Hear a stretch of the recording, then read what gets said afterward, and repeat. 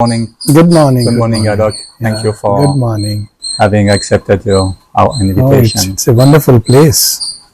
Such a quietude. I love the journey. Thank you. So let's go straight in our conversation.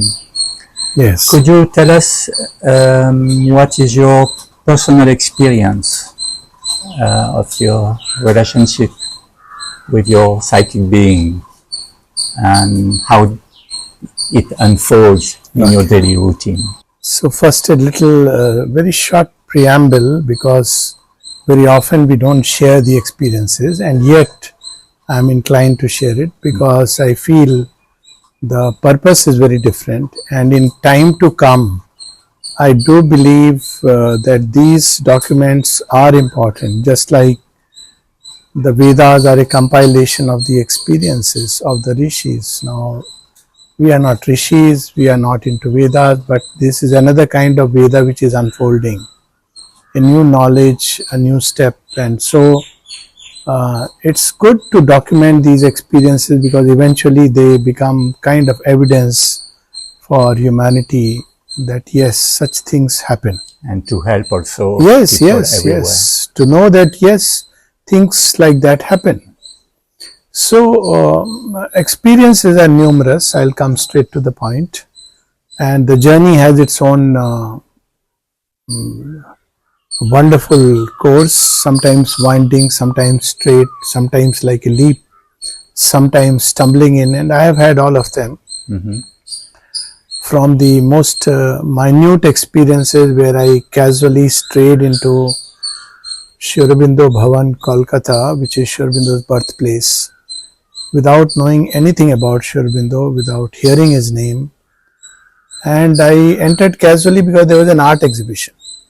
So it was absolutely not your Nothing. purpose. I didn't know about Sri Aurobindo. I didn't even read the word. How old were name. you, Alok? I was 21 and a half, just out of the medical school. Okay. And as I entered, I went across the courtyard. They said the exhibition is over. But since I had entered, I was curious. I was going for a movie which I opted out. And I was wandering aimlessly on the street of Kolkata. And I enter there. I see the place where the relics are there, but I had no idea. So the relics part where the samadhis, it didn't impress me. Okay. I mean, I didn't notice. I don't remember. And I went straight to the place where Sri Aurobindo's bust was there. And it was late evening, and suddenly when I saw the bust, the thought came to me, almost I can say here, which is strange. I noted it, the most perfect human form ever upon earth. Not that I am an expert in, sculpture, but this is how it came. And I sat, I spontaneously fell into a state of meditation.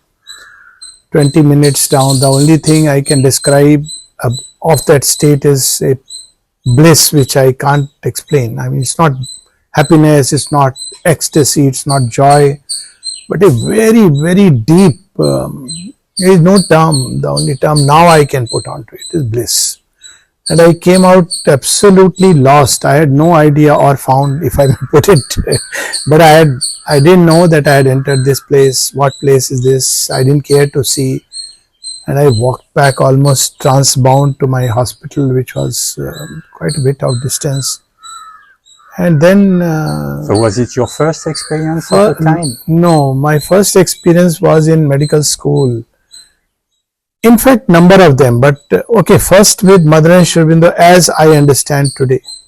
But there were quite a few of them, even as a child. But this, in medical school, suddenly one night I experienced that my whole spine is doing zigzag, like a very rapid motion, and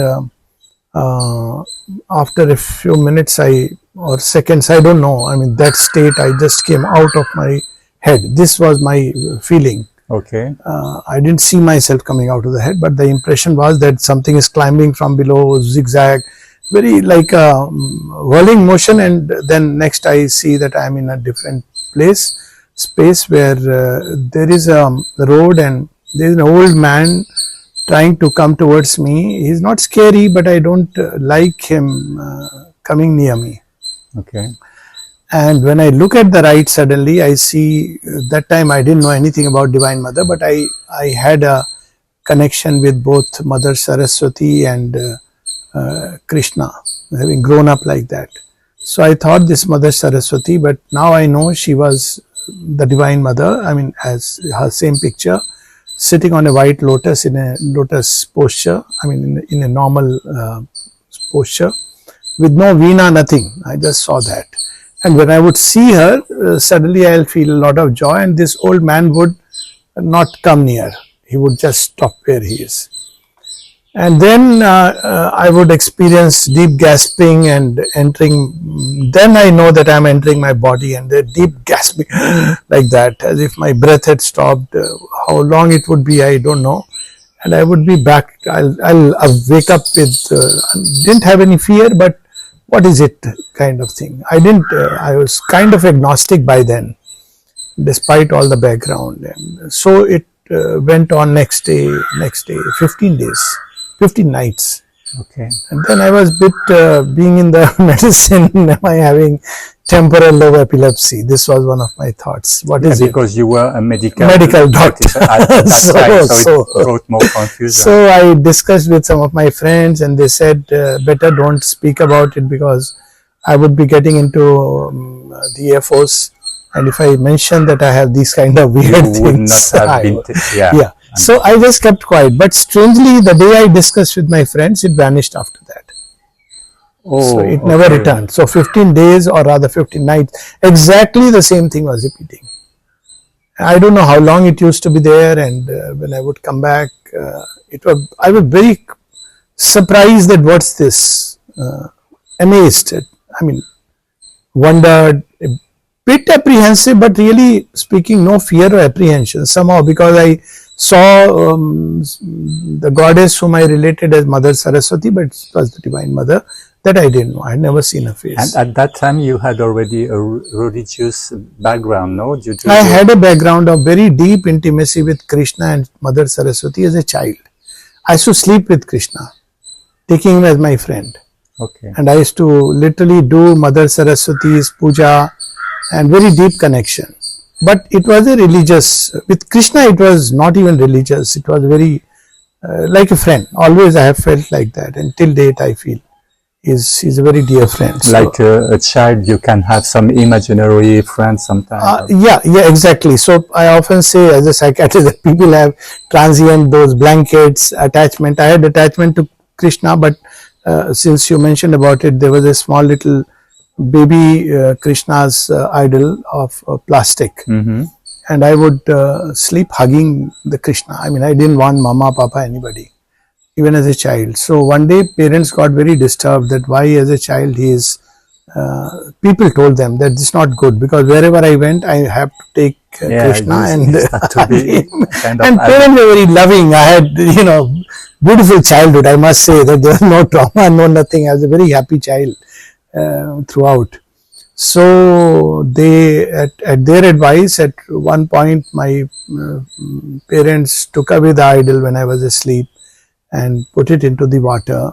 I cried and cried and cried, I don't know how long, maybe for hours.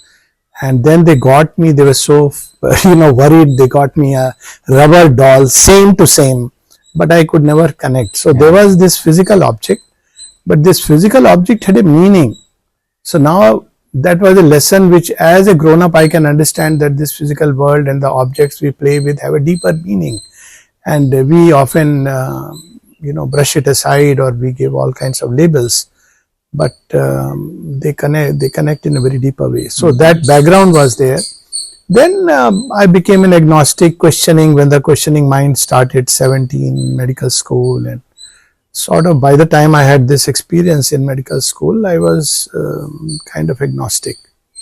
I'm not atheist, but I don't know, looking at world suffering, this moved me too much. So from that period onwards, everything started to develop, and that took a little later. So I was an agnostic, had this experience, then I went on, during internship, this other thing where I walked into Sri Aurobindo's bust, again forgot about it. So Then I was posted to Jorhat, where nothing. I got married, and after 6 months, I came across Sri Aurobindo's book, The Synthesis of Yoga. Again, very strangely, again wandering. As I said, I was stumbling in or made to stumble in Connaught Place, heat, and I mean December, but still.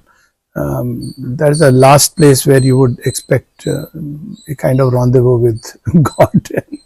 I just casually walked into a bookstore and I saw Sri Aurobindo's book, The Synthesis of Yoga, and something happened, this name itself, because I believed I had read everything of significance in Indian and Western metaphysics, because I had read by then. Even as a youngster, I used to read a lot. Also for your studies and for... Even otherwise, I had deep interest in understanding life. So I used to read a lot, but I didn't have the answers because individual salvation sounded too selfish. And equally, I couldn't imagine life where I am just charging money and making a house. That was so stupid. Having a family, children, and living for that was meaningless. So I went through a real existential crisis. Yeah. And salvation as an individual sounded equally selfish. I was caught between two equally, for me at least, futile goals. So agnosticism, and then after this, so I just walked in and I saw this book, The Synthesis of Yoga, Sri Aurobindo, and that word did something. And reminded you also your experience? Nothing, I just felt so happy about it. No, I didn't know that my experience with Sri Aurobindo, because I saw the bust. Later on I came to know, much later. Okay. I didn't know that I walked into Sri Aurobindo Bhavan where he was born. Like a puzzle. And like a puzzle, so all the pieces, exactly. So then, and while outer life was going in its own way. Like as I said, I got married, I fell in love, I got married, and Air Force, all that. And then I opened the book, first page it was written, all life is yoga. And somehow that phrase was like clicking with everything. It was the central piece of the puzzle of my life. Because my crisis was what this life is about. It can't be individual salvation. It can't be just family, children, becoming a big officer in Air Force and becoming a great doctor. I said it can't be just this. Yeah. Equally, it can't be this. So all life is yoga. I didn't understand a word of it, I must say, but it hit me very deep. And I was very happy. I just remember that. And I got the book. Same evening, my friend who ended up becoming a psychiatrist, he's in New York, so he gifted me The Secret of the Vedas. Same evening. And I was on cloud 9, and my wife knows it that when she was traveling with me, we were on a transition. That we went together to meet this friend, and afterwards in the house with my family members, I had no interest except the joy of these books. I didn't feel like having a conversation.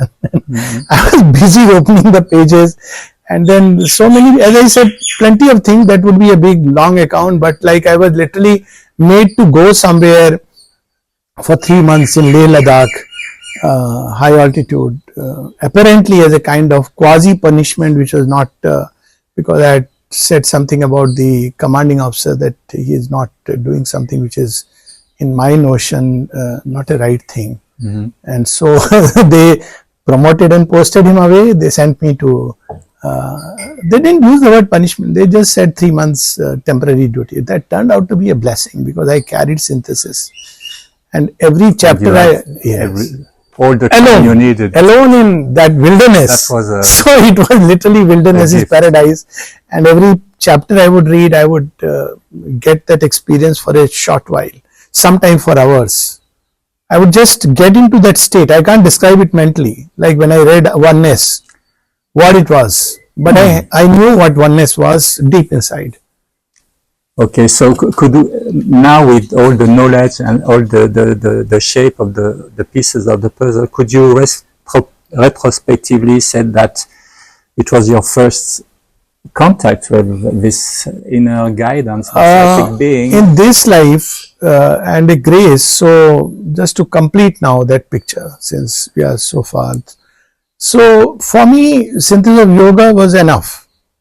I didn't know how many books Sri Aurobindo has written. I didn't know about Mother. I didn't know about ashram, and I didn't care to know. For me, I was getting the experiences. For me, this book was world.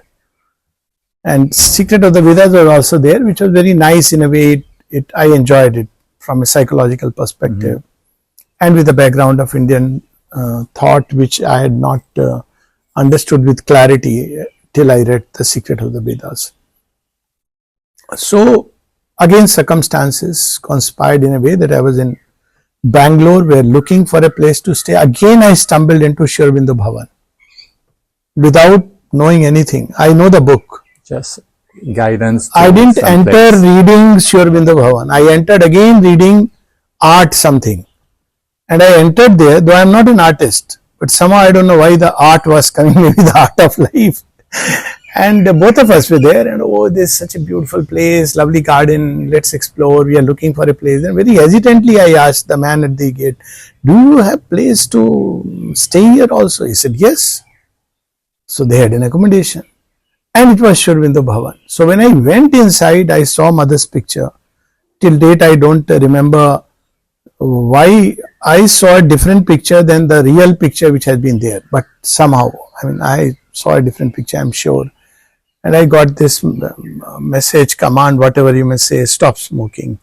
Again, this part of the head. And I was smoking, and I tried to leave it. Do you mean it was written above It's not written. I didn't read the letters. I didn't hear. But it's in, now I can, if I have to use words in a subtle space, it was said stop smoking with a power enough to, when I came out, I was a free person. For 2 years, I was trying to get rid of cigarettes. So this command had the power. It was so compelling. Yeah. I can't even say that I had to obey it. It did it. So, and then of course I came to know, because staying there I met some people. My wife also had a very amazing experience that time. She saw the mother everywhere and she started crying. So she was pulling. So this kind of statement, inner statement, yes, that could also be the experience of our yes, people, our audience. Yes, absolutely. So where does come from? Now I feel it comes in a subtle space where these things are actually, if you have a subtle vision, you can see it. Sri Aurobindo speaks of those Akashic records. Of course, that's in a very high subtle space. But ordinarily we can't see it. I can't see letters like that. But this was as concrete. And it was not imagination, because now I know the difference. I never imagined, I never expected anything. It was not an hallucination either. No, it was not a hallucination. There is a story about hallucination. So it was a clear message for you. And not only it was a message, it completed it. So I didn't even try to quit cigarette after that. I just didn't feel the urge. So the message leads also to the action right away. Or rather, it did it. If you ask me, I didn't do anything after that, though the command is as if to me that I have to stop smoking, but it was done. So I walked out a free man, and my wife is a witness to this whole story. And just a little before that, something very similar, walking in Patiala, I was posted there after the synthesis of yoga. I have not yet come to this place. And both of us were walking to watch a movie, and suddenly I was going on in a different state. She was speaking about the film we have to see. And I was thinking, if there is God which is there, and one must be able to see him in some way. And of course, this is a very common question. And suddenly I felt now I know the deep descent of peace, solid peace. And everything seemed far, far away, miles away, all the trucks, a narrow road. And after that, we walked back to the Air Force mess, and the interesting part, scientifically speaking, of this experience is, my wife, who was expecting nothing, Kavita, she also had the same experience without knowing what's happening to her. So we sat in the movie, but we couldn't. We came out, lot of mosquitoes, but we were all quiet. Then I asked her, what has happened to you? She said, I don't know, but I feel everything has become distant. I feel very peaceful. So you had the same experience? I was the one who had it. I had the aspiration and had it. It got just transmitted. Okay, like a contagious... Yes, contagious something. Because of your closeness. Closeness. And then we decided we'll not do anything. We'll see what it what happens, we didn't have dinner because we didn't feel like doing anything. We just slept off till next day morning 10 o'clock. I actually, like a scientist, observed it. Morning I got up, I was still in that state. Then around 10 o'clock morning it started fading away. And then from Bangalore I came to this ashram because people told us. But the interesting part is we see how the divine works. I was happy with, frankly speaking, with Synthesis of Yoga. People told you come go to ashram, see. So I said okay. I was not much into. I had this thing that human gurus, ashram, maybe a bit of modern education. I don't know. I was not very keen about it. People often now tell me about bhakti. I say I don't know. She has developed it. So I came to the ashram very hesitantly. Also I was like, why do you need to worship and all this? I don't know if that's how my state was. And perhaps in tune with that, as soon as we got down from the bus, I mean that time Sri Aurobindo was coming from strange sides. From radio we'll tune in, somewhere we'll go. So that's a long story. Like we could say synchronicities. Synchronicity, that's right, from everywhere. And then suddenly, and it's not just coincidence because Sri Aurobindo is not so common that, everywhere. And then I got down from the bus, we got down at 3:30, 4 o'clock in the morning, and suddenly an auto rickshaw comes and says, Auroville? And we said, yes, because we didn't know the difference between Auroville and ashram. And he asked, Matri Mandir? We thought, yes, it must be the Mandir. And he dropped us somewhere in the middle of nowhere. So we stayed in Auroville, went away after 2 days. The beauty is I felt very happy. Here I picked up the book Mind of the Cells and I said, so nice. They don't even have a, yes, at that time I said, they don't even have a, a tomb consecrated to Sri Aurobindo. This is so nice because there is no worship. This struck me as something very great. And I look back later on when I came to ashram, the first time to ashram, this I'll just complete this. Because of the hallucination. On my birthday, not knowing the significance of birthday, it just happened. 3 days gap I had got. That time Kavita didn't come because she was elsewhere. And I came to ashram and then I realized at the samadhi what I missed.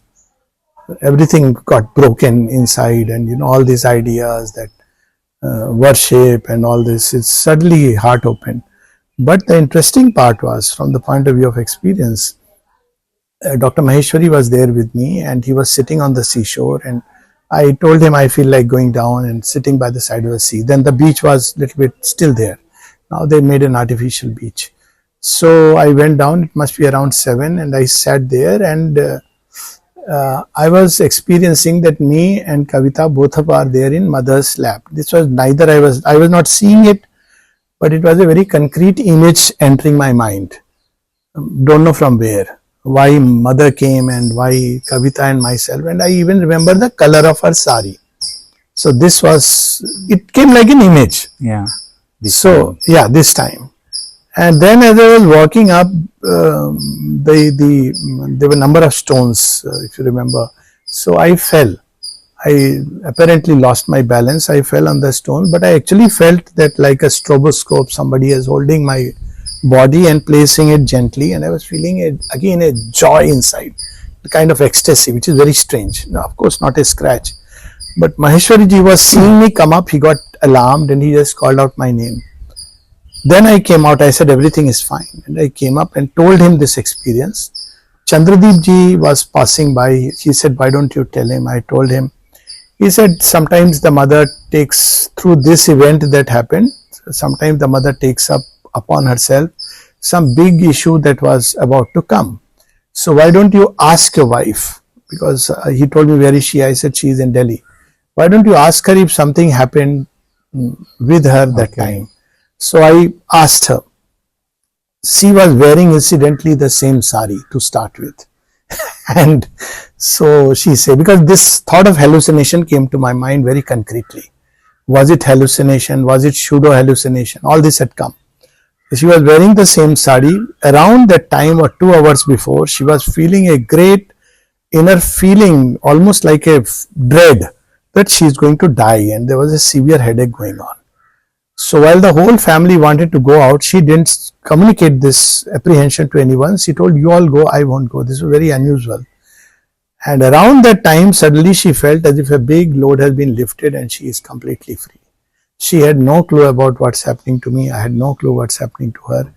But definitely this experience, inner experience, connected with something which happened outwardly, undeniably.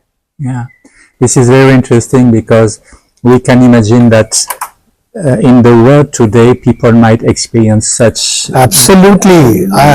unexpected Interventions. and they might also, there is the possibility that they might consider this experience on the wrong way and maybe get fear. And so what advice could you give also to our audience to pause, to calm, just to rest, because people might not have all the capacities to handle it. So now over a period of time with so many of all kinds of experiences, I can simply say that, well, now I know that even images, there can be all kinds of things. At that point of time, it was very simple. We can eventually produce them. Yes, we can produce them. At that point of time, it was very simple because you are just entering a ground which you are not accustomed to. So one has to see the effect that this particular experiences produces upon you. Okay. So even having a vision of what you may call as divine, or seeing Shri Aurobindo and the Mother, which is amazing, wonderful, but see how what kind of inner state it produces on you. If there is peace, if there is joy, if there is not a joy that makes you stumble, but a quiet joy, if there is a growth of faith, if there is a sudden urge for progress, growth of aspiration, urge to give oneself, surrender, then it is the right kind of experience. But if it produces restlessness, it has an undestabilizing effect, then definitely there is a need for caution. Of course, even a genuine experience can blow one's top of the head. This also I am aware of because now I have met so many people. But yet one should exercise caution, and probably it's a time that one should take a relook. Particularly, I have seen if there are things like vanity can be very dangerous in spiritual life. Humility is very helpful. So all these experiences take place in a ground. They enrich us. They are like little lamps on the way, but they are not the way. Why I am saying this is that because a lot of people start taking it the other way. If they didn't have an experience like that, they feel, am I on the path? They expect some vision or something to happen. It's human. You want something out of the world. Yeah. So to make it valid. Yeah. So again, I would say they are lamps on the way and not the way. The way is always inner. This I can say now over decades of the journey.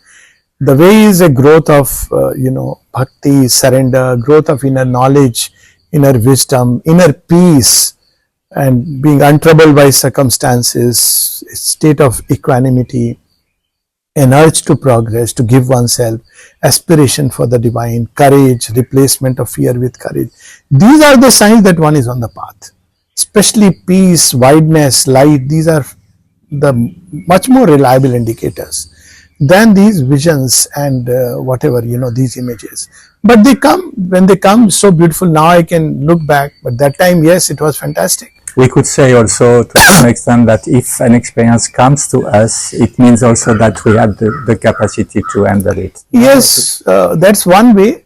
I look at it a little that way, that they are, now if I look at it, they are gifts of grace. They are intrusions of the higher consciousness into our little, and they create an opening. It's like, you have a closed container. So what happens, you have to create an opening from different sides. So these experiences create openings, and to that extent they are very useful. But they are coming from the other side, and they are coming from the other side because we are somewhere ready. There is a preparation. And yes, the capacity part is with regard to vision and all, there is definitely a kind of capacity. Frankly, I don't have the capacity of visions, but still these things happen. But I know there are people who, and it's not always something very good, because like any capacity, it can lead you this way, that way. The one signpost should be how much I am giving myself to the Divine Mother. This is how and more importantly, one should be careful that these experiences do not build up vanity in oneself. That's why I use the word gifts of grace. So it keeps you grounded, it keeps you humble.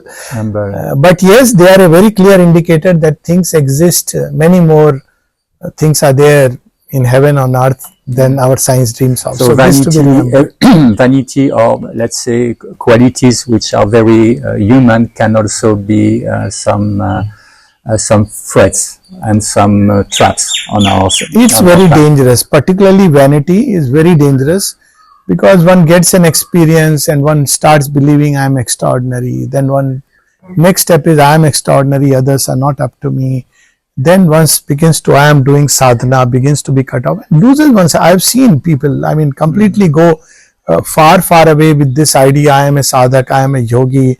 One begins to even dress up like one and to impress. And still the experience could have been genuine. Even genuine. So whereas if you, this is only starting point, and then many things will unfold. So humility, of course the mother speaks about it, and one can never say enough about humility, so much so that one should not even think that one is humble.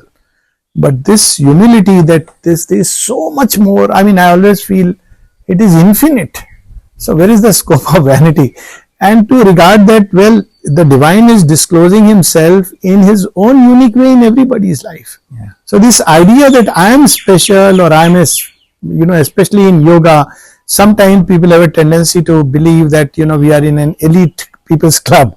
Well, elite in a certain sense may be that, humanity at a point begins to evolve further. But this idea that something very special about me can really get into the head, and I have seen number of people, under that burden. So one has to be very careful. That's why it's called as a razor's edge. Razor's edge is not in that sense, I have do's and don'ts. That's how people look at it. It's not a moralist razor's edge. It's a razor's edge where on one side you're walking and everything is so beautiful, charming and delightful. But any time the ego and even the desired self takes hold of it, you can trip very badly. So that's how it is. So could you give us a few words about your daily practice? Are you continuing to? As I said, my first thing was all life is yoga. So if you put it externally, well, my first thing is in the morning is gratitude to the mother. And I wait for a spontaneous prayer to emerge. Normally it emerges. So every morning when I wake up, there is a kind of prayer which emerges, which I write a little. First is to mother, I write a little prayer, my own feelings, whatever. I mean, it's my first connect with the mother. Then I write another prayer, that's on the phone. That's a different purpose. Then the prayer comes, which I share with a few people as a morning message. You mean a few relatives to you? No, some people have requested me. That's how it started. Okay. They were sending me good morning and I didn't know what to write. So I started writing a prayer which came to me. So I started sharing this prayer. And this is how I've been doing. And then, of course, while getting ready, I try to remain concentrated on the mother's presence here, and as and when and as often as I can, think of her mama in the heart. Why this particular location? Yeah, because the divine resides there and the psychic being resides there. Okay. So I had a very concrete experience about it. So very, very clearly. Of course, it is there in all the spiritual literature. Absolutely. We had in previous interviews the possibility that the location could be behind the heart, between the heart and the spine in a more subtle space. Yeah, it's in a subtle space. Yeah. In fact, the spine and the heart vanish. Yes, but in a subtle space. So because I know earlier, before I had started by concentrating in the forehead, because that's how you are brought up in the typical Indian setting. But this completely shifted later on. Yeah. And I had another series of experiences here, including finding the soul, certain revelation about past lives. That's how I know connection with the past. And not that these are important things, but they just came. So in the heart, now it comes very naturally, or sometimes above the head. And depending on the state, I go to after my initial rounds, The prayer is that in all my activities, I mean, roughly speaking, when I go for work, in all the activities, whether seeing patients, writing, speaking, walking, meeting people, all kinds of 101 things. Mom, may you manifest in whatever way you think is best. So your will should manifest and not my. Frankly, what can one wish for after knowing her and her grace? So even it doesn't occur, but sometimes say there are some events where some people seek or you want to pray for someone, that's when a prayer rises. But eventually it's basically let your will be done, make me more and more pure and perfect channel for your grace to pour upon everybody. That's my kind of approach, to serve her by being, to serve her and love her and just be whatever she wants me to be. So this takes many forms. It's a kind of constant. Yes, it's my way of being. Like this, what I am, whatever in my deepest self.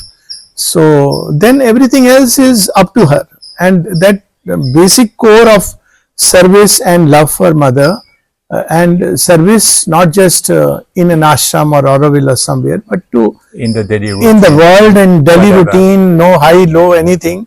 So it takes different forms. For instance, if I am going for a talk, I would offer it. Like coming here, I would offer it. So it will take some special forms. Seeing patients, I would offer. And it has evolved over a period of time. At one point, I would write in a diary each patient's to mother.